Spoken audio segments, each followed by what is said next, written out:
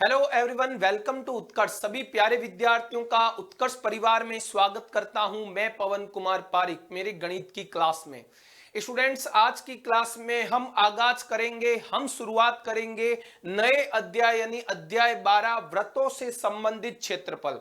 साथियों, वृत्त के बारे में आप बहुत कुछ अच्छे से जानते हैं और आपने जो है चैप्टर अपने 10वीं में भी पढ़ा हुआ है और छोटी क्लासों में भी आपने 8th 9th 7th वहां भी वृत्तों के बारे में बहुत कुछ जाना। अब वृत्त का क्षेत्रफल भी आप निकालना जानते हैं, लेकिन वृत्तों से संबंधित क्षेत्रफल आप नाम पर फोकस करिए। साथियों, वृत्तों से संबंधित क्षेत्रफल, आपने वृत्तों से संबंधित क्षेत्रफल यानी मैं आपको बता दूं कि वृत्त का आधा भाग जिसे हम अर्धवृत्त कहते हैं उसका भी क्षेत्रफल जानेंगे। वृत्त का चौथा भाग जिसे हम चतुर्थांश कहते हैं साथियों, वृत्त का चौथा भाग जिसे हम चतुर्थांश कहते हैं उसका क्षेत्रफल भी जानेंगे। उसके अलावा आपने त्रिज्य खंड वर्ड सुना होगा, नहीं भी सुना हुआ है तो मैं आपको बताऊंगा त्रिज्य खंड का क्षेत्रफलों भी आप जो है इस चैप्टर में निकालना जानेंगे। इनके बारे में बेसिक जानकारी आप सभी जानते हैं, लेकिन इनका क्षेत्रफल कैसे निकालते हैं, क्योंकि दैनिक जीवन में ज्यादातर जो आकृतियां होती है आपने देखा होगा आपके आसपास जो ज्यामितीय आकृतियां होती है वो वृत्ताकार होती है, अर्धवृत्ताकार होती है, चतुर्थांश की तरह होती है। तो उनका क्षेत्रफल, उन पर हमें रंग रोगन करना होता है या उन पर सफेदी करनी है, उन पर कवर चढ़ाना है, तो हमें इनका उन आकृतियों का क्षेत्रफल निकालने के लिए इनका क्षेत्रफल निकालना जानना जरूरी है। त्रिज्य खंड के बाद हम बात करें वृत्त खंड की, वृत्त खंड का भी हम जानेंगे। उसके अलावा एक नया नाम और आएगा वल्ली का। वल्ली का क्या होता है वो मैं आपको इस चैप्टर के दौरान बताऊंगा, उसका क्षेत्रफल भी जानेंगे और परिधि के बारे में जैसा कि आप अच्छे से जानते हैं उसको निकालना भी जानेंगे।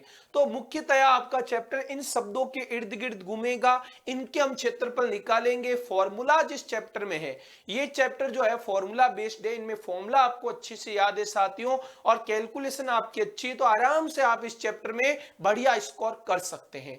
तो स्टार्ट करते हैं साथियों। सबसे पहले हम जो है बात कर लेते हैं व्रत की। तो साथियों, व्रत तो आप जानते हैं, जैसे कि सिंपल आप बचपन से पढ़ते आ रहे हैं व्रत के बारे में कि साथियों व्रत क्या होता है। व्रत के बारे में बेसिक आपने 9th में आपने खूब पढ़ा हुआ है। ये देखिए, ये जो आकृति आपके सामने बनी हुई है ये वृत्त है। क्या है साथियों? ये वृत्त है। ये आपके सामने क्या बना हुआ है? एक वृत्त बना हुआ है। व्रत की परिभाषा भी आप जानते हैं कि बिंदुओं का वो रास्ता, या कि यदि मान लीजिए ये कोई बिंदु है और ये कोई स्थिर बिंदु के चारों ओर इस प्रकार चक्कर लगाए कि इस स्थिर बिंदु से इसकी दूरी सदैव बराबर रहे। ठीक है, ये मान लीजिए कोई बिंदु है चलायमान बिंदु और ये है स्थिर बिंदु। तो ये चलायमान बिंदु का ये पथ है, ये काला रंग की जो आपको बाउंड्री दिख रही है ये इसका रास्ता है। या मान लीजिए ये यहां से आया, यहां तक आया, तब भी इसकी दूरी बराबर है स्थिर बिंदु से। ये जो बीच में स्थिर बिंदु है इसे हम वृत्त का केंद्र कहते हैं। अब ये बिंदु यहां से आया, अब भी ये दूरी बराबर है। ये यहां से यहां पर आ गया, अब भी इसकी केंद्र से दूरी बराबर। यहां आ गया, अब भी केंद्र से दूरी बराबर। यहां आ गया, इस केंद्र से यहां आ गया, केंद्र से दूरी बराबर। यहां आ गया केंद्र। तो साथियों, व्रत क्या होता है? व्रत एक ऐसे बिंदु का बिंदु पथ होता है, एक ऐसे बिंदु का रास्ता होता है जिसमें वो स्थिर बिंदु जिसे हम वृत्त का केंद्र कहते हैं उससे सदैव समान दूरी पर रहता है। ये डेफिनेशन आपने अच्छे से पढ़ी होगी। तो डेफिनेशन आपने पढ़ी हुई, इसलिए मैं इस पर इतना फोकस नहीं कर रहा हूं। आपको जो है वृत्त का क्षेत्रफल जानना है। जैसे ये जो समतल है, ये बोर्ड है, इस पे मैंने इस वृत्त को बनाया। तो आप देखो वृत्त का ये जो है ना, ये स्थान, ये आप देख पा रहे हो ये कितना स्थान घेरा हुआ है। आप समझ पा रहे हैं? ये मैंने जो वृत्त बनाया है, तो ये जो हमारा बोर्ड है इसका कितना स्थान घेर रहा है साथियों, ये आपके मन में आ रहा होगा कि भाई हमारा जो बोर्ड है उसमें मैंने छायांकित कर दिया है, ये आपका पूरा बोर्ड था, उसमें से जैसे ही मैंने वृत्त बनाया तो इतना स्थान जो है वृत्त ने घेर लिया। तो ये कितना स्थान घेरा, उसे हम वृत्त का क्षेत्रफल कहते हैं। किसी समतल में वृत्त द्वारा घेरा गया स्थान ही कहलाता है वृत्त का क्षेत्रफल। ठीक है, और वृत्त का क्षेत्रफल साथियों किससे निकालते हैं? वृत्त का क्षेत्रफल का फॉर्मूला आपको सीधा याद रखना है साथियों, पाई आर स्क्वायर होता है। क्या होता है? वृत्त के क्षेत्रफल का फॉर्मूला होता है पाई आर स्क्वायर। और जहां जब तक प्रश्न में नहीं कहा जाए साथियों पाई का मान 22/7 देना है। और आर क्या है साथियों? आर है वृत्त की त्रिज्या। आर है साथियों वृत्त की त्रिज्या है। और जब तक प्रश्न में नहीं कहा जाए आपको पाई का मान 22/7 लेना है, लेकिन कभी कभार प्रश्न में कहता है कि पाई की जगह 3.14 लो तो फिर 3.14 लेना, लेकिन जब तक प्रश्न में कुछ नहीं जिक्र किया जाए तो आपको पाई का मान 22/7 ही लेना है। ठीक है, इस फॉर्मूले से साथियों क्या आ जाएगा, वृत्त का क्षेत्रफल आ जाएगा। समझे साथियों। उसके बाद आती है वृत्त की परिधि, ये भी फॉर्मूला खूब बार आता है साथियों। वृत्त का परिमाप, परिमाप कह दो या वृत्त की परिधि, वृत्त का परिमाप कह दो या क्या कह दो साथियों, वृत्त की परिधि।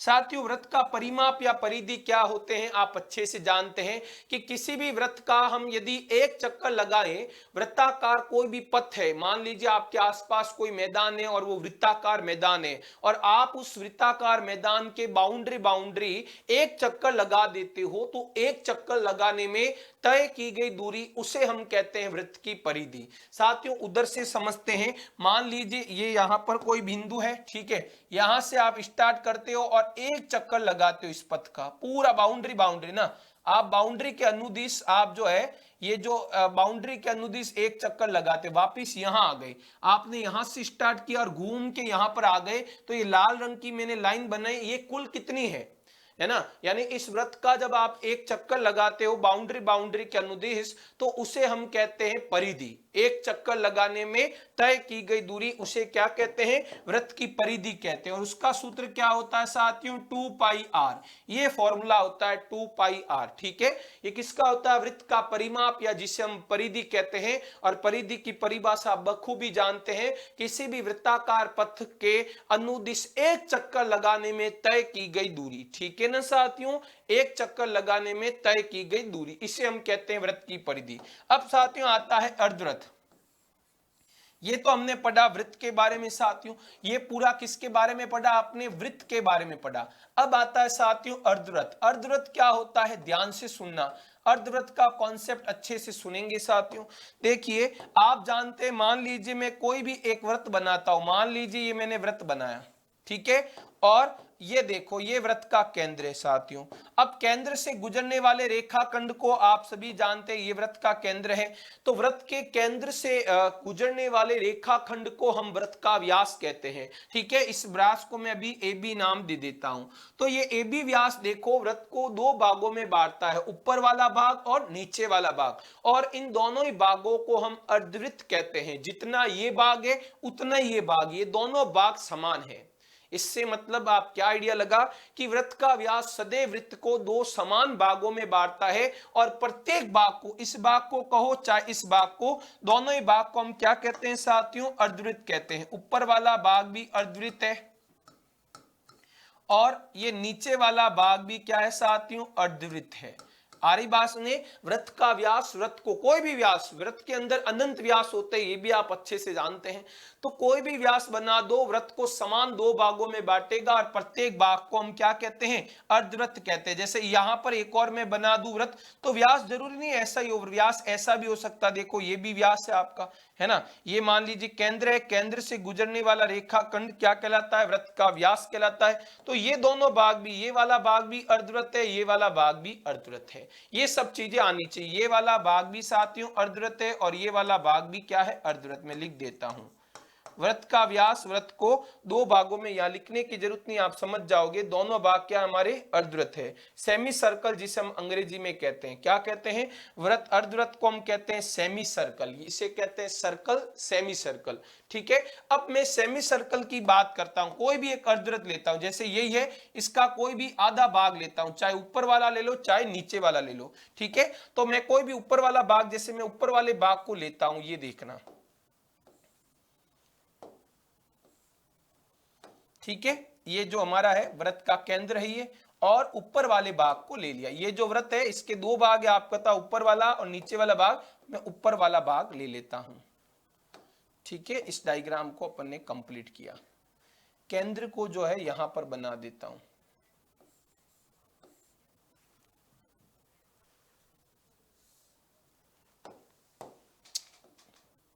ठीक है, अब देखिए इसे मैंने मिला दिया है और ये आपका क्या है साथियों, केंद्र है। तो साथियों अब ध्यान से सुनना, मैं क्या बताने जा रहा हूं, ये वृत्त का केंद्र। अब देखो मैंने ऊपर वाला भाग लिया, नीचे वाला भी अर्धवृत्त है, ऊपर वाला, दोनों समान है, मैंने ऊपर वाला लिया है। तो साथियों देखो ये तो आपका अर्धवृत्त का व्यास ही हुआ भाई, ये जो ए बी रेखाखंड था सेम भाई है, तो ये अर्धवृत्त है, अर्धवृत्त का व्यास हो गया। और ये मान लीजिए वृत्त का केंद्र ओ है साथियों, ठीक है, तो ये एओ और बीओ क्या है साथियों, वृत्त की त्रिज्या है, ये तो आप जानते हैं। ये एओ भी वृत्त की त्रिज्या है साथियों, ये भी वृत्त की त्रिज्या है और ये भी वृत्त की त्रिज्या है। ये पूरा ए बी क्या है साथियों, वृत्त का व्यास है, जिसे हम डी से लिखते हैं। साथियों में एक चीज और बता दूं, आपको ध्यान से सुनना, त्रिज्या को अंग्रेजी में रेडियस कहते हैं, तो त्रिज्या को हम स्मॉल आर से, और अंग्रेजी में व्यास को डायमीटर कहते हैं, तो स्मॉल डी से। चाहे तो आप कैपिटल आर और कैपिटल डी से भी लिख सकते हैं। रेडियस यानी त्रिज्या और डायामीटर यानी व्यास, तो रेडियस के लिए आर, त्रिज्या के लिए स्मॉल आर और व्यास के लिए स्मॉल डी का प्रयोग करते हैं। अब साथियों देखो ये हमारे अर्धवृत्त का ए बी का क्या, अर्धवृत्त ए बी का व्यास है और ये भी त्रिज्या है साथियों, और ये भी वृत्त की क्या है, अर्धवृत्त की त्रिज्या है। अब देखो अर्धवृत्त भी कुछ न कुछ स्थान तो घेरता होगा, जैसे मैंने आपके सामने ये अर्धवृत्त बनाया है ना साथियों, तो ये अर्धवृत्त भी स्थान तो घेरता होगा ना। ये स्थान कितना होगा साथियों, ये जो आपके सामने दिख रहा है, इस स्थान को मैं निकालना चाहता हूं, तो अर्धवृत्त का कितना क्षेत्रफल होगा। जैसे पूरे वृत्त का क्षेत्रफल है कि पूरे वृत्त ने कितना स्थान घेरा, उसी तरह अर्धवृत्त ने कितना स्थान घेरा, इसका भी फॉर्मूला होता है साथियों, याद रखना है अर्धवृत्त का फॉर्मूला। अर्धवृत्त का क्षेत्रफल, अर्धवृत्त का क्षेत्रफल होता है साथियों, आप ध्यान से सुनना, अर्धवृत्त का क्षेत्रफल होता है पूरे वृत्त का आधा, क्योंकि आपने क्या किया, पूरे वृत्त में एक आधा भाग ले लिया भाई। ये पूरा वृत्त था, मान लीजिए इसका पाई आर स्क्वायर, इसका आपने आधा भाग लिया, तो ये ऊपर वाला भी पाई आर स्क्वायर बट्टा दो, नीचे वाला भी पाई आर स्क्वायर बट्टा दो। भाई समान है ना, तो समान टुकड़े कर रहे हैं तो 2 का भाग दे दो। यदि मैं इसके 3 समान टुकड़े करते तो 3 का भाग दे देते। तो पूरे वृत्त के क्षेत्रफल में 2 का भाग दे दो। अब बात करते हैं अर्धवृत्त का परिमाप या अर्धवृत्त का परिधि। अर्धवृत्त का परिमाप कितना होता है, जैसे वृत्त का परिमाप होता है पाई आर, 2 पाई आर, तो अर्धवृत्त का कितना होता है, तो पूरे वृत्त का जब आप एक चक्कर लगाते हो तो इतनी दूरी तय करनी पड़ती है। तो अर्धवृत्त का एक चक्कर मतलब, देखना सुनना, मैं बता रहा हूं, आप ए से चले, ये रेड लाइन की बाउंड्री पी बी पे आए, बी से वापस ये ब्लू लाइन दिख रही है, ये आपने यहां तक पार की, तब ए पर पहुंचोगे। यानी अर्धवृत्त का एक चक्कर लगाने में तय की गई दूरी, ठीक है, उसे हम कहते हैं अर्धवृत्त का परिमाप। तो साथियों देखो ये पूरी लाल रंग की बाउंड्री की लंबाई 2 पाई आर होती है, तो आधी की कितनी होगी, 2 पाई आर में 2 का भाग दे दो। भाई देखो ये पूरी होती ना साथियों, पूरी तो 2 पाई आर होती, लेकिन आपने केवल इतनी ली, तो साथियों यहां ए से बी तक जाओगे तो ये लंबाई कितनी होगी, 2 पाई आर का आधा हो जाएगा, प्लस अब देखो यहां ए से आप बी तक आए, ये तो आपके 2 पाई आर की आधी, यानी 2 से 2 कटेगा पाई आर। अब आपको एक चक्कर लगाना तो वापस बी से ए बी तक भी तो जाना पड़ेगा ना, ए से स्टार्ट किया तो वापस ए पे ही खत्म करना होगा। तो भैया इसका क्या करेंगे सर, तो आप देखो साथियों ये जो है 2 पाई आर बट्टा 2 हो गई, और ये दूरी कितनी है, ये व्यास के बराबर है, आर प्लस आर, ये भी त्रिज्या है, ये भी त्रिज्या, आर प्लस आर 2 आर, तो 2 पाई आर बट्टा 2। तो क्या फॉर्मूला बनेगा साथियों, 2 से 2 कटेगा, अर्धवृत्त का परिमाप आएगा पाई आर प्लस 2 आर, चाहे तो आर कॉमन ले लो, बन जाएगा पाई प्लस 2। ये फॉर्मूला होता है अर्धवृत्त के परिमाप का। कोई भी अर्धवृत्त का आप एक चक्कर लगाते हो तो कितनी दूरी तय करनी पड़ती है, आपके सामने है are into pi plus 2।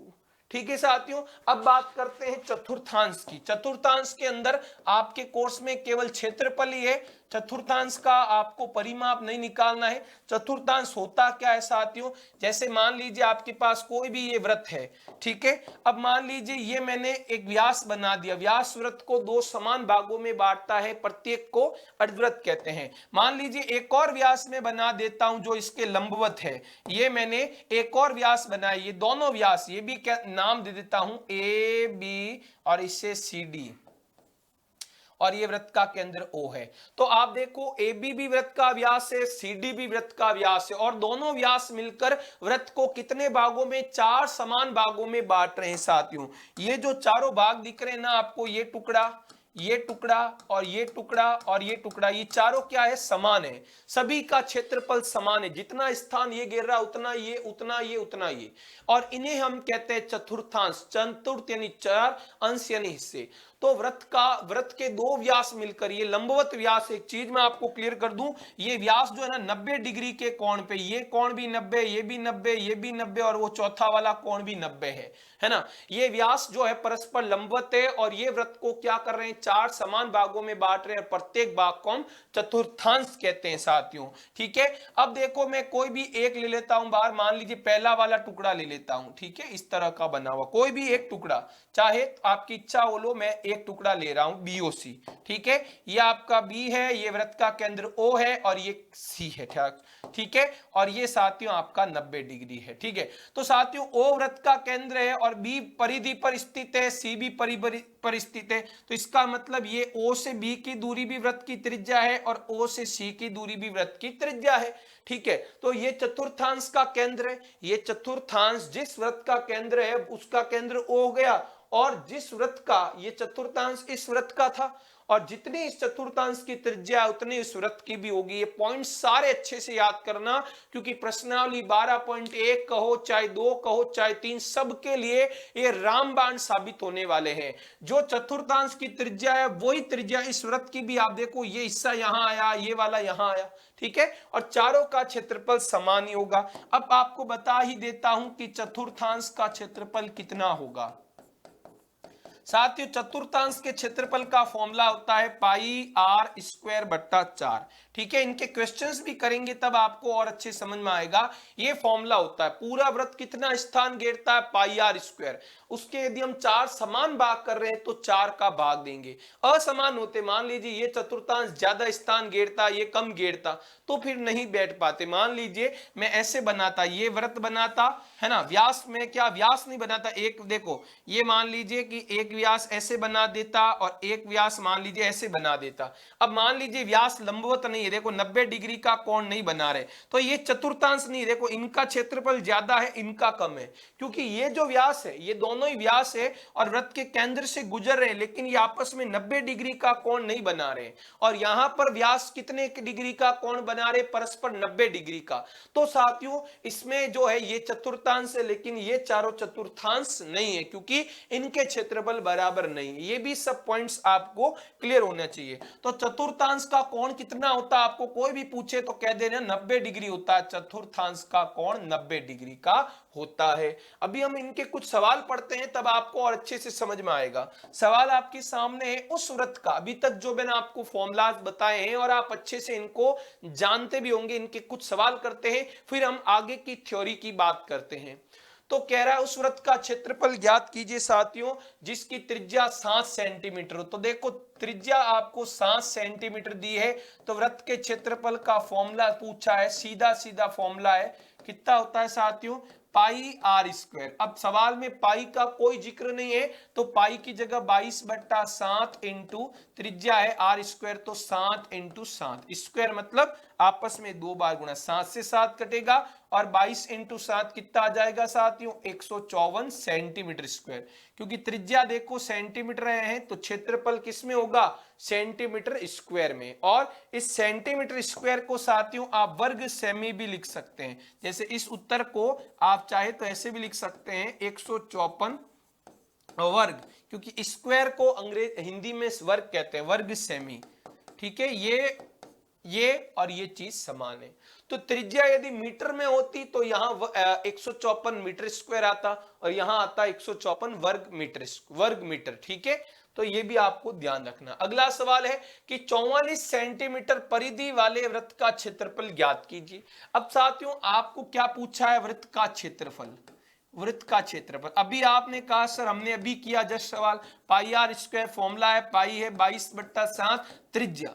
Sir त्रिज्या नहीं दी है, आपको क्या दी है, उस वृत्त की परिधि। एक ऐसा वृत्त है जिसकी परिधि कितनी है, 44 सेंटीमीटर की, यानी आप उस वृत्त का एक चक्कर लगाते हो तो इतनी दूरी तय करनी पड़ती है। तो बताओ वो कितना स्थान घेरेगा। तो साथियों आपको क्या दी हुई, वृत्त की परिधि दी हुई है, त्रिज्या नहीं दी है।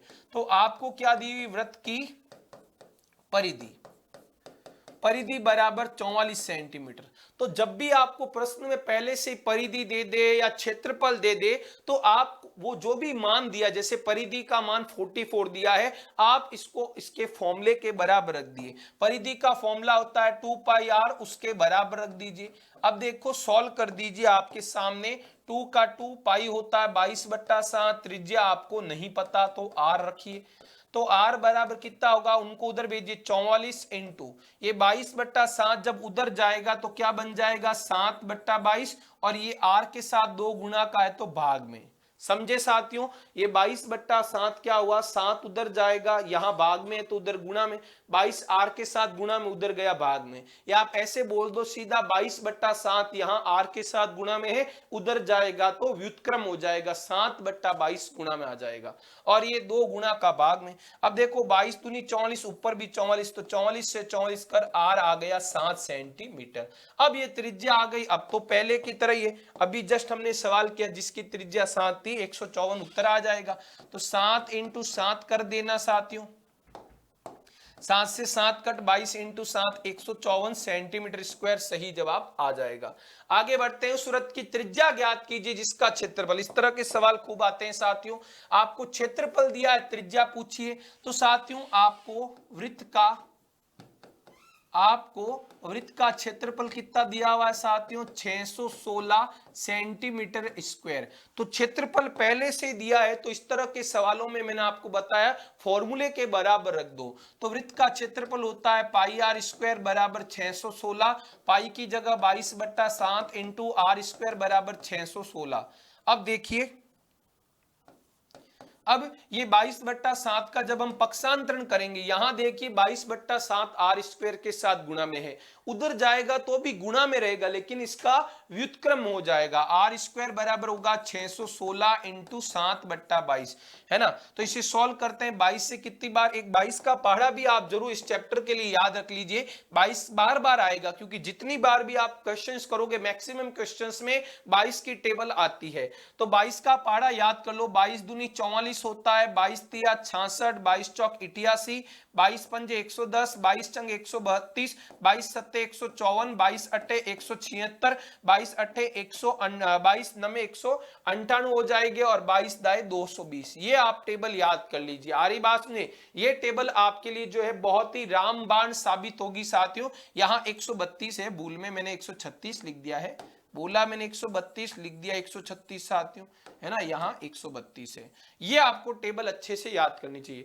तो 22 के पहाड़े से देखो कट करो, 61 बार कितनी बार जाएगा, पहले तो 2 बार जाएगा, है ना, क्योंकि 66 3 बार ज्यादा हो जाता है। अब पीछे बचेगा 44 और 6, अपने 10 6 तो ये बच जाएंगे, 6 और 10 16 और 1 17, 176, और 176 8 बार आ रहा है तो 28 बार पूरा पूरा जाएगा। आर स्क्वायर बराबर 28 इंटू 7, और 28 इंटू 7 कितना होता है साथियों, 28 मल्टीप्लाई 7, 8 सत्ते 56, हासिल 5, 7 दूनी 14 और 5 19, ठीक है। तो आर स्क्वायर बराबर कितना होगा 196, और r बराबर 196 का वर्गमूल आप सभी जानते हैं कितना होता है 14 सेंटीमीटर। तो उस वृत्त की त्रिज्या कितनी होगी 14 सेंटीमीटर, क्योंकि क्षेत्रफल है 616। तो आप एक चीज और नोट करिए साथियों, जब आपकी त्रिज्या छोटी थी, जब त्रिज्या 7 थी तो क्षेत्रफल 154 आया। जब आपकी त्रिज्या यहां देखो इस सवाल में 14 है तो क्षेत्रफल ज्यादा आ गया 616। तो इसका मतलब आप एक लॉजिक पकड़ सकते हैं, जब त्रिज्या का मान बढ़ता है तो क्षेत्रफल भी बढ़ता है। और ये तो कॉमन सेंस की बात है साथियों, भाई छोटा वृत्त होगा, जैसे मैं यहाँ एग्जाम्पल के लिए देखो, ये छोटा, ये मान लीजिए त्रिज्या इसकी R1 है, और यहां पर बता देता हूं, ठीक है, यहां पर जगह है तो नहीं, यहां बता देता हूं, ठीक है। मान लीजिए ये कोई छोटा वृत्त है, और ये कोई ये एक बड़ा वृत्त है, और एक और वृत्त ले लेते हैं। यहाँ पर 2 वृत्त आपके सामने मैंने लिए, तो आप सभी को दिख रहा है, इसकी त्रिज्या मान लीजिए अपन ले देते हैं R1, और इसकी त्रिज्या R2 दे देते हैं, ठीक है। आपके सामने यहाँ 2 वृत्त दिख रहे हैं, एक वृत्त बड़ा है एक छोटा है साथ, इसका मतलब आप क्या देख सकते हैं कि R1 का मान R2 से ज्यादा होगा, इतना तो आपका भी आइडिया है। भाई बड़ा वृत्त है तो इसकी त्रिज्या भी बड़ी होगी, छोटा वृत्त है तो छोटी त्रिज्या। तो साथियों जिसकी त्रिज्या बड़ी उसका क्षेत्रफल भी ज्यादा होगा। पाई r1 स्क्वायर होगा ना साथियों, उसका मान जो है पाई r2 स्क्वायर से ज्यादा आएगा। यानी ये वृत्त जो है ज्यादा स्थान घेरेगा, ये कम घेरेगा। ये तो आपको भी कॉमन सेंस है, ये छोटा है तो कम स्थान घेरेगा, ये बड़ा है तो ज्यादा स्थान घेरेगा। उसी के अलावा साथियों ये आपको समझ में आ गई होगी चीज। उसके अलावा इसी तरह परिधि में भी होता है। परिधि में भी साथियों 2 पाई r1 का मान 2 पाई r2 से ज्यादा होगा। क्यों साथियों, आप ये भी आइडिया लगाइए क्यों होगा। आप देखो ना, ये वृत्त बड़ा है, इसका आप एक चक्कर लगाते हो, और ये छोटा इसका एक चक्कर लगाते हो। ज्यादा कहां दूरी तय करनी पड़ेगी, यहां पर, क्योंकि ये वृत्त बड़ा है, यहां मैदान बड़ा है, तो बड़े मैदान में आप ज्यादा थक जाओगे ना, दूरी ज्यादा तय करनी पड़ती है। ये मैदान छोटा है तो यहां थोड़ी कम दूरी तय करनी पड़ेगी। तो परिधि भी क्या होगी साथियों, आप परिधि के लिए भी समझ लीजिए कि जिस वृत्त की त्रिज्या ज्यादा है उसकी परिधि ज्यादा, जिस वृत्त की त्रिज्या कम है उसकी परिधि थोड़ी कम होती है।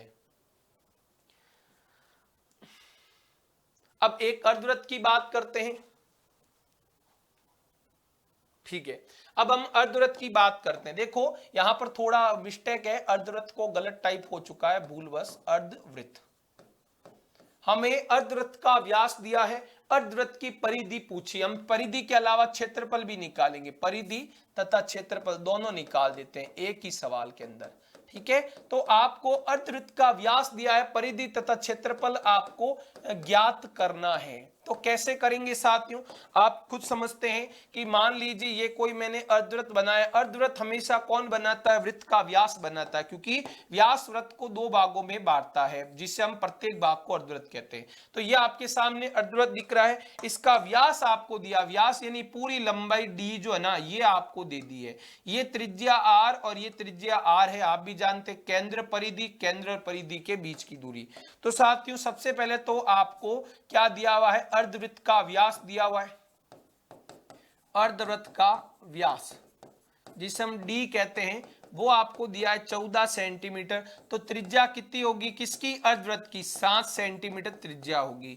अब आपको परिधि पूछी है, तो अर्धवृत्त की परिधि क्या होती है साथियों, आज ही मैंने आपको फॉर्मूला बताया, पाई r प्लस 2r, ये फॉर्मूला होता है। चाहे तो r कॉमन भी ले सकते हैं। तो पाई की जगह 22/7, त्रिज्या है 7 प्लस 2 इंटू त्रिज्या, त्रिज्या कितनी देखो 22/7 इंटू 60, और त्रिज्या यहां पर रख दो 7। तो कितना बनेगा, 7 से 7 कैंसिल, बनेगा 22 प्लस 7 दूनी 14। तो ये बनेगा 4 और 2 6, 4 और 2 6, 36 सेंटीमीटर की आपके अर्धवृत्त की परिधि आएगी। ठीक है, 7 से 7 कैंसिल, 22 से कम 22, 7 दूनी 14 हो गया, और 14 और 22 36 सेंटीमीटर। यानी आप इसका एक चक्कर लगाते हो तो आपको 36 सेंटीमीटर दूरी तय करनी पड़ेगी। अब इसका क्षेत्रफल कितना होगा साथियों, अर्धवृत्त का क्षेत्रफल, तो क्या फॉर्मूला होता है आप जानते हैं, पाई r स्क्वायर बट्टा 2। पाई की जगह रख देंगे हम साथियों 22/7 इंटू आर स्क्वायर। आर कितनी 7, तो 7 इंटू 7 बट्टा में 2 है। तो सॉल्व करेंगे साथियों, 7 से 7 कट, 2 से 22 कटेगा 11 बार, 11 इंटू 7 77 सेंटीमीटर स्क्वायर। ठीक है, तो ये 7 सेंटीमीटर त्रिज्या वाले अर्धवृत्त का क्षेत्रफल होगा 77 सेंटीमीटर स्क्वायर। आप देखो हमने 7 सेंटीमीटर, ये देखो इस सवाल में देखो त्रिज्या जब 7 सेंटीमीटर होती है तो पूरे वृत्त का 154 है, 154 का आधा आ रहा है, 154 का आधा 77 आ रहा है। यानी वृत्त का क्षेत्रफल 154 होता है। जब त्रिज्या 7 की बात करें तो पूरा वृत्त 154 घेरता है, तो अर्धवृत्त कितना घेरता है, 154 का आधा 77 सेंटीमीटर स्क्वायर। ठीक है, ये चीज आपने क्लियर कर दी है। अब बात करते हैं वृत्त के चतुर्थांश का। वृत्त का आपको चतुर्थांश का क्षेत्रफल ज्ञात करना है, जिसकी परिधि, अब आपको चतुर्थांश की त्रिज्या नहीं दी है, आपको उस वृत्त के चतुर्थांश का क्षेत्रफल ज्ञात करना है, उस वृत्त की परिधि कितनी है 22 सेंटीमीटर। ये जिसकी किसके लिए यूज किया हुआ है, उस वृत्त के लिए यूज किया है, ये वृत्त के लिए यूज किया है। ठीक है, मान लीजिए कोई वृत्त है, ठीक है, यहां पर ये कोई भी एक चतुर्थांश बना देता हूं। मान लीजिए ये मैंने वृत्त का केंद्र O लिया और ये चतुर्थांश की बात करता हूं। ठीक है, चारों भाग समान है, तो ये भी वृत्त की त्रिज्या है, ये भी वृत्त की त्रिज्या है। ठीक है साथियों, अब आपको इसका क्षेत्रफल निकालना है साथियों। ये वाला आपको स्थान कितना घेर रहा है ये निकालना है। ये चारों समान स्थान, आपको पूरे वृत्त की परिधि दी हुई है। ठीक है, तो आपको वृत्त की परिधि कितनी दी हुई है साथियों? पूरे वृत्त की परिधि दी हुई है 22 सेंटीमीटर। तो पहले परिधि का फॉर्मूला 2 पाई आर होता है, उसके बराबर रख दो। 2 इंटू 22/7 इंटू आर बराबर 22 होगा। अब आर बराबर कितना आएगा साथियों? 22 इंटू ये 22 का 22, ये उधर जाएंगे तो 7/22 और 2 जाएगा भाग में, तो ये आपके पास 22 से 22 कटेगा। त्रिज्या का मान 7/2, जिसे आप चाहे तो 3.5 सेंटीमीटर भी कह सकते हैं। तो आपके पास इस वृत्त की, जिस वृत्त के लिए चतुर्थांश का क्षेत्रफल चाहिए, उस वृत्त की त्रिज्या आ गई है 7/2। अब आपके पास जो वृत्त की त्रिज्या है वही चतुर्थांश की भी त्रिज्या होगी साथियों। ये जो त्रिज्या ना आर, ये आपके चतुर्थांश की भी त्रिज्या है। जो वृत्त की त्रिज्या है वही चतुर्थांश की भी त्रिज्या होती है, ऐसा मैंने आपको बताया था आज। तो अब आप चतुर्थांश का क्या निकाल दीजिए साथियों? क्षेत्रफल निकाल दीजिए, चतुर्थांश का क्षेत्रफल। तो कितना आ जाएगा साथियों? चतुर्थांश की त्रिज्या आपको पता है, फॉर्मूला होता है पाई आर स्क्वायर बट्टा 4, पाई आर स्क्वायर बट्टा 4। तो पाई की जगह 22/7 इंटू आर। देखो आर आप चाहे तो 3.5 भी ले सकते हैं और 7/2 एक ही बात है, 7 का आधा 3.5। तो मैं कैलकुलेशन के लिए 7/2 ले लेता हूं, स्क्वायर है इसलिए 7/2 दो बार आएगा। और ये देखो 4 और है, पाई की जगह आ गया, आर की जगह ये आ गए, बट्टा में 4 है तो फिर 1/4 अलग से लिख दो। अब सॉल्व करो भाई, सॉल्व करो। 7 से 7 कैंसिल होगा, 2 से कटेगा 11 बार, तो 11 इंटू 7 77/8 आएगा। सॉल्व करो, 8 नम 72 होगा, भाग यहां देखकर बता देता हूं, 77 में 8 का भाग देना है, तो 8 नम 72 होगा साथियों। आप भी जानते हैं शेष आएगा 5, पॉइंट उतरेगा, 8 छंग 48 होगा, शेष फल आएगा साथियों 2 पॉइंट के कारण 0, 8 दूनी 16 होगा, शेष आएगा 4, पॉइंट के कारण 0, 8 पंजी 40, पूरा भाग जा रहा है। ठीक है, शांत दशमलव प्रसार, क्योंकि बट्टा के अंदर 8 है और 8 के अभाज्य गुणनखंड में केवल 2 आते हैं, तो भाग पूरा जाएगा 9.625 सेंटीमीटर स्क्वायर। तो इस चतुर्थांश का क्षेत्रफल 9.625 होगा। ठीक है, चारों का, इसका इन दोनों का, और पूरे वृत्त का चाहिए तो वापिस 9.625 को 4 से गुणा कर दो, चौगुना कर दो वापिस। ठीक है, ये आपने देख लिया। अब साथियों हम बात करते हैं वलिका की, सकेंद्रीय वृत्त की बात करते हैं।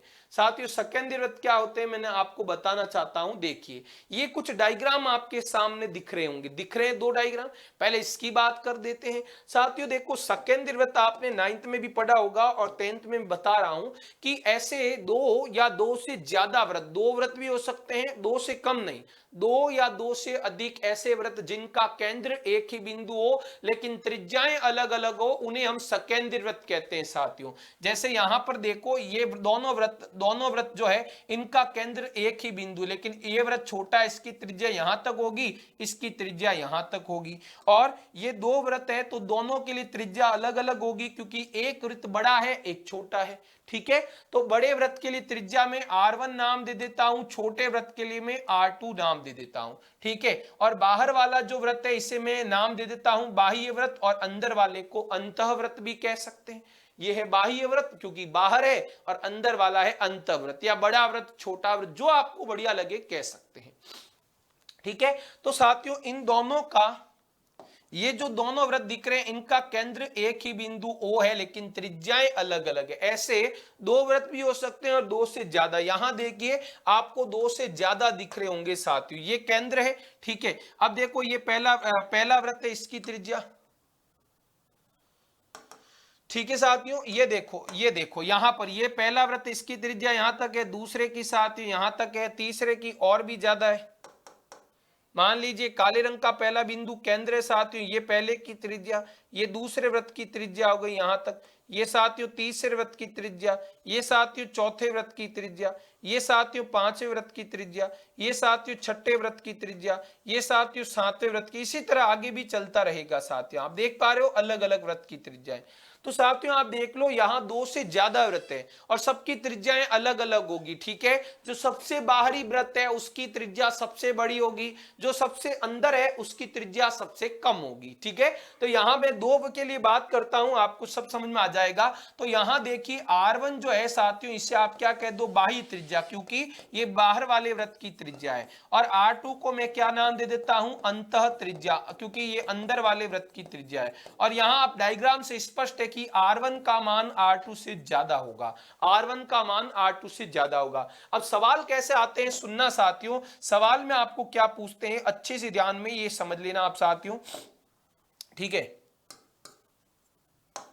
ठीक है, सवाल ऐसा आता है, ये जो आपको भाग दिख रहा है ना दोनों वृत्तों से घिरा हुआ, जिसे मैं ऐसे कर देता हूं, ये वाला, ये पट्टी दिख रही है आपको ऐसे, ये पट्टी दिख रही है साथियों, और बना देता हूं बीच में,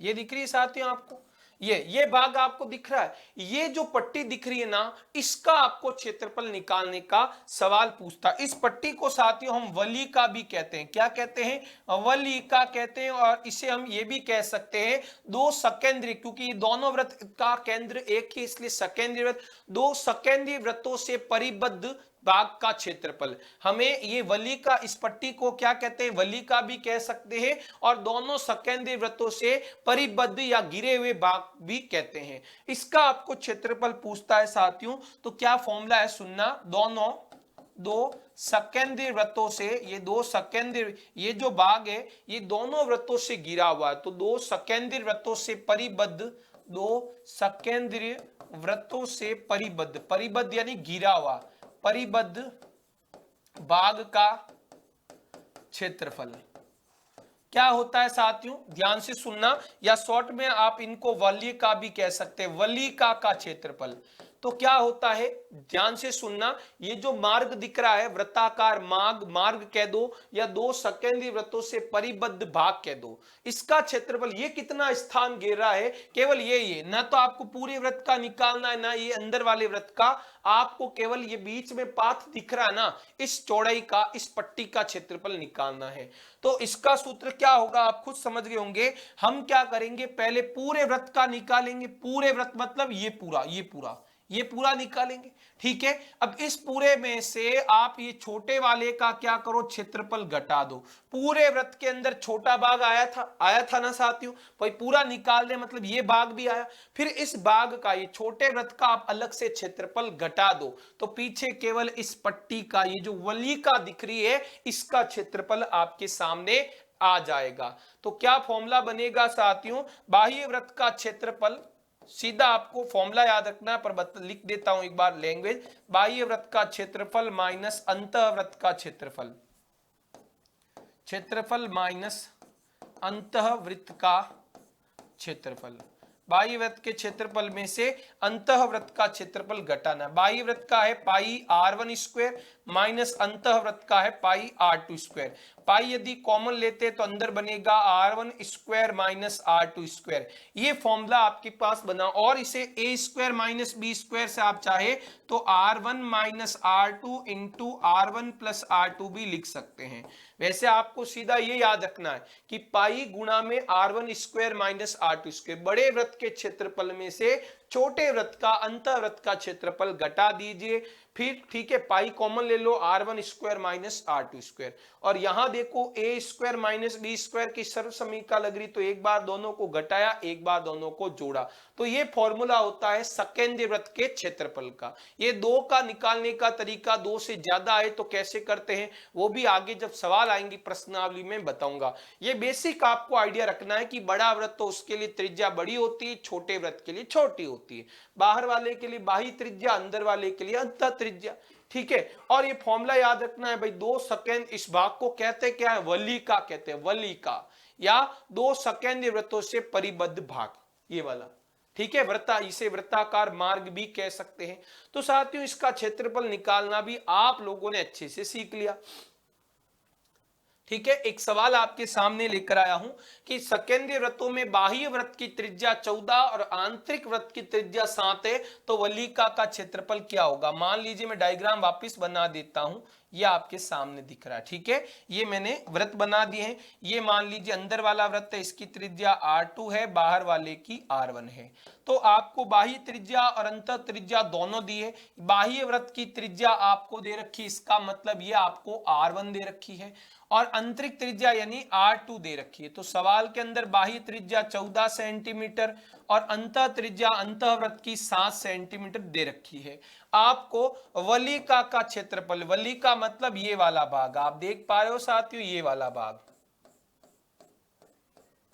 ये इसका आपको क्षेत्रफल निकालना है। वलिका का क्षेत्रफल क्या फॉर्मूला है, अभी आपने जाना है, पाई r1 स्क्वायर। आप चाहे तो अंदर वाले को r1, चाहे तो बाहर वाले को r2 दे सकते हैं। ऐसा याद नहीं रखना है कि सर अंदर वाले को r2 देना है, बाहर वाले को भी r1 देना है। आप उल्टा भी कर सकते हो, अंदर वाले को r1, बाहर वाले को r2। बस याद ये रखना, बड़े वृत्त में से छोटे वृत्त को क्षेत्रफल ज्ञात कर सकते हैं। काफी जगह ये भी करते हैं, r1 r2 नहीं, स्मॉल r और कैपिटल r भी दे देते हैं। बड़े वृत्त के लिए कैपिटल R त्रिज्या, छोटे वृत्त के लिए स्मॉल r। आपकी इच्छा वो कर सकते हैं। तो पाई मैंने अभी बड़े वृत्त के लिए r1 दिया, पाई r1 square minus pi r2 square formula होता है। पाई कॉमन लो यानी 22/7 कॉमन लो, अंदर r1 का स्क्वायर 14 का स्क्वायर माइनस r2 है 7 का स्क्वायर। तो साथियों यहाँ पर देखो a square minus b square की सर्व समीका लग रही है। तो एक बार दोनों को जोड़ेंगे 14 + 7, एक बार दोनों को घटाएंगे 14 - 7। तो साथियों क्या बन जाएगा आपके पास, 22/7 इंटू 14 और 7 21, 14 में से 7 जाएंगे 7 बन जाएगा। ठीक है, ये कितना बना, 14 और 7 21, 14 में से 7 गए 7, ये 7 और 7 उड़ जाएंगे। अब 22 को गुणा करो, अभी 22 से कम 22 होगा, 80 2 22 दूनी 44 और 2 हो जाएंगे 46, 462 सेंटीमीटर स्क्वायर इसका क्षेत्रफल आएगा। केवल इस पट्टी का क्षेत्रफल आया। वृत्ताकार मार्ग जिसे आप कह सकते हैं, वलिका कह सकते हैं। ठीक है साथियों, यहां तक आ गया। अब बात करते हैं पहिए की परिधि। ये भी टॉपिक आपके बहुत काम का है साथियों, इस पर भी बहुत फोकस आपको करना है। देखिए साथियों, आपके सामने एक डायग्राम नजर आ रहा है, इसे ध्यानपूर्वक समझाऊंगा, इसे समझना है। ठीक है, इस कॉन्सेप्ट का भी आपके 1-2 सवाल है और इस पर अच्छे से फोकस करेंगे।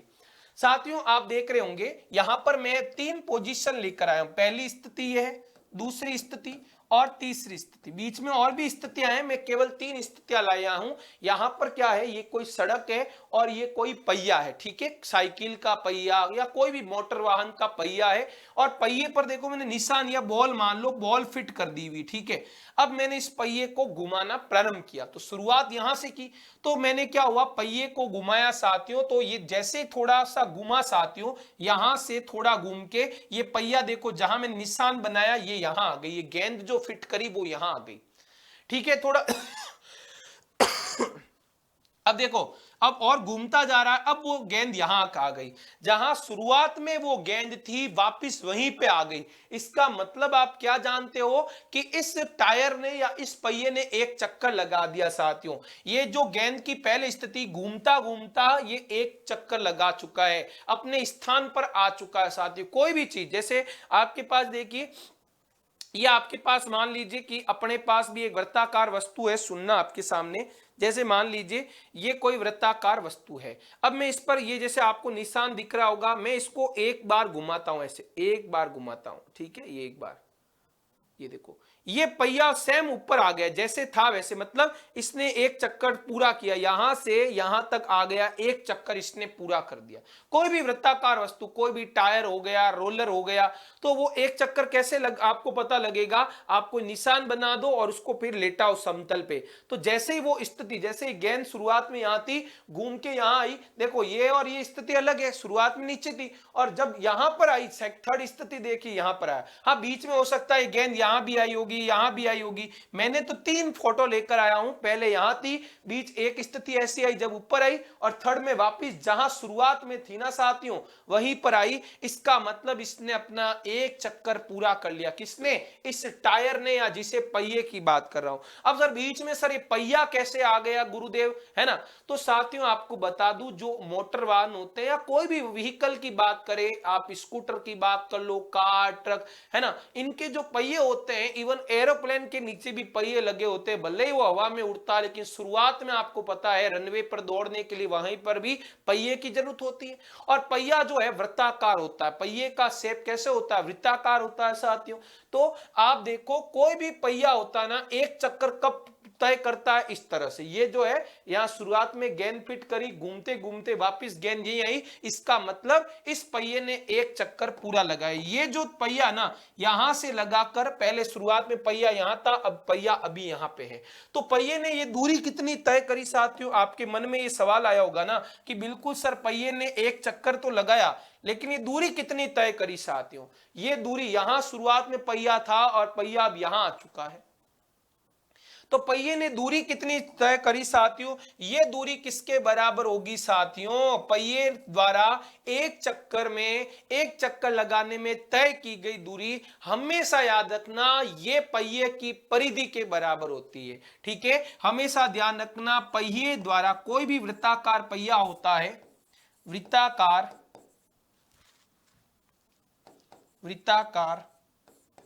पहिए द्वारा एक चक्कर लगाने में, वृत्ताकार पहिए द्वारा एक चक्कर लगाने में तय दूरी, तय की गई दूरी, वृत्ताकार पहिए द्वारा एक चक्कर लगाने में तय की गई दूरी हमेशा ध्यान रखना साथियों, वो किसके बराबर होती है? वो हमेशा उस पहिए की परिधि के बराबर होती। खूब सवाल भी आएंगे आगे, वो हमेशा पहिए की परिधि के बराबर होती है। और परिधि मतलब 2πr है ना। मान लीजिए कि इस पहिए की परिधि जो है त्रिज्या r है, तो ये दूरी कितनी होगी साथियों? 2πr के बराबर होगी।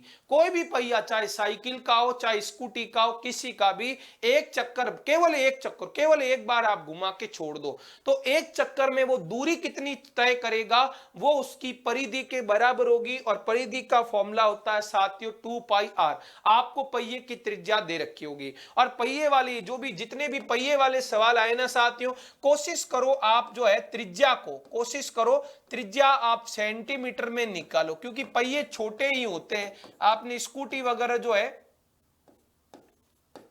आपने स्कूटी वगैरह देखी होगी, तो छोटे छोटे पहिए होते हैं साथियों। तो कोशिश करो कि वो 1 मीटर भी नहीं होते, 1 मीटर भी लगभग इतना होता है, इतने भी उनकी त्रिज्या नहीं होती है। सेंटीमीटर में त्रिज्या निकालने की कोशिश करो साथियों। तो त्रिज्या कोशिश करो सेंटीमीटर में निकालना है। इस तरह के सवाल आते हैं, है ना। तो आपको ध्यानपूर्वक याद रखना है। आपको बस याद रखना एक चक्कर है ना, ऐसा नहीं 2 चक्कर, 2 बार घुमा दिया, केवल एक बार आपको घुमाना है। एक चक्कर में जो दूरी तय होगी वो उस पहिए की परिधि के बराबर होगी। अब हम एक प्रश्न भी करते हैं साथियों। 100 चक्कर में एक स्कूटर का पहिया 88 मीटर की दूरी तय करता है लाडो। तो देखो एक स्कूटर का पहिया, उसे 100 बार आप घुमाते हो, कितनी बार साथियों? 100 बार घुमाते हो, तो वो कितना? 88 मीटर दूरी तय कर लेता है। हमें क्या चाहिए? उस पहिए की त्रिज्या साथियों। तो अब आप सभी समझदार हैं सर, वहां जो दी हुई है ना, ये तो दूरी तय करी कितने में? 100 चक्कर में। पर हम जानते हैं पहिए की परिधि चाहिए ना साथियों, 2πr का मान चाहिए। तो आप क्या पता लगाओ कि एक चक्कर में वो जो है स्कूटर का पहिया कितनी दूरी तय करता। भाई 100 चक्कर में करता दूरी इतनी, तो एक चक्कर में कुछ तो करेगा ना भाई। एक बार घुमा दो, कुछ तो दूरी तय करेगा। भले 88 मीटर करता होगा 100 चक्कर में, हमें उसकी चिंता नहीं। हमें तो एक चक्कर में वो कितना दूरी तय करता है वो निकालना है, क्योंकि लाडो वही हमारे लिए जड़ी बूटी, वही उस पहिए की परिधि होगी। और परिधि का मान आ गया तो परिधि के सूत्र के बराबर रख दो, त्रिज्या आ जाएगी। तो साथियों आपको देखो 100 चक्कर में, ठीक है, तो 100 चक्कर में पहिए द्वारा तय दूरी, पहिए द्वारा तय दूरी कितनी दी हुई साथियों? आपको 88 मीटर दी हुई है। मैंने क्या कहा, इस तरह के सवालों में जो भी दूरियां दी हो मीटर किलोमीटर में, उन्हें सेंटीमीटर में बदलो। तो 88 मीटर को सेंटीमीटर में बदलने के लिए साथियों 100 से गुणा कर दो, तो ये आ जाएगा 8800 सेंटीमीटर। और आप जानते ही है 1 मीटर में 100 सेंटीमीटर होते हैं, इसलिए 100 से गुणा कर दिया। अब देखो आपको 100 चक्कर में दूरी तय दी हुई, आप क्या करो एक चक्कर में निकालो, क्योंकि एक चक्कर में पहिए द्वारा दूरी जो तय होती है वो आपके किसके बराबर होती है, पहिए की परिधि के। तो एक चक्कर में पहिए द्वारा तय दूरी कितनी होगी साथियों, आप भी समझते हैं 100 का मान दिया है, एक का चाहिए, ज्यादा का देकर कम का पूछे तो गणित में क्या देते हैं साथियों, भाग देते हैं। तो 8800 के अंदर ये उसने कितने 100 बार चक्कर लगाता है तब 88 मीटर दूरी तय करता है। हम एक का चाहिए तो इस 100 का भाग लगा दो किसके अंदर, 8800 के अंदर। तो साथियों 0 से 0 कटेगा, 88 सेंटीमीटर, केवल 88 सेंटीमीटर वो एक चक्कर में दूरी तय करता है। और हम जानते हैं ये एक चक्कर में जो दूरी होती है ना, एक चक्कर में पहिए द्वारा तय दूरी वो पहिए की परिधि के बराबर होती। इसका मतलब आपने पहिए की, वृत्ताकार पहिए की परिधि निकाल दी। अतः पहिए की परिधि आपने कितनी निकाली साथियों, 88 सेंटीमीटर।